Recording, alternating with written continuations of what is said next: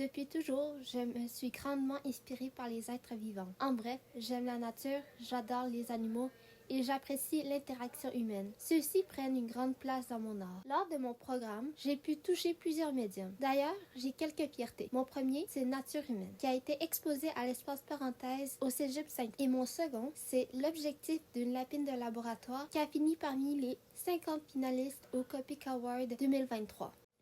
Il y a un an, j'ai commencé à collectionner des os pour mon ESP à venir, mais je n'avais pas encore d'idée pour le projet. Après la présentation du projet final, je me suis dit que je voulais faire quelque chose de nouveau, sans représenter des animaux sur un support 2D. Pour mon ESP, je me suis inspirée d'expositions que j'avais déjà vues.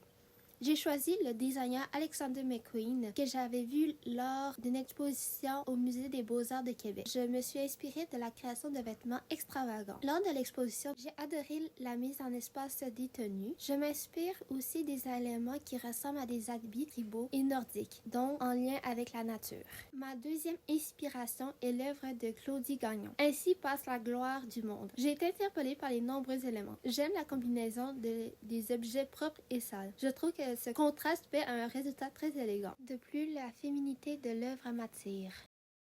Mon but, c'est de représenter mon identité créative, c'est-à-dire mon esthétisme, mes intérêts, mes valeurs, mes expériences personnelles et plus encore.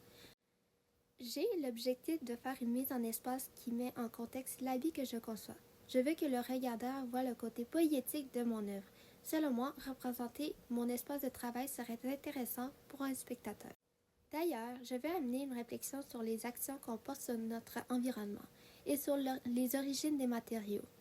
Je veux aussi questionner l'arrivée de certains concepts, comme la mode, qui mènent à la surconsommation. Pour cela, j'ai eu besoin de tissus, de références à mannequins, de la documentation, des matériaux recyclés etc. D'après moi, un style vestimentaire définit beaucoup d'aspects sur l'identité d'une personne. Je reprends cette idée pour représenter mon identité artistique. Je veux aussi transporter le spectateur dans un univers utopique.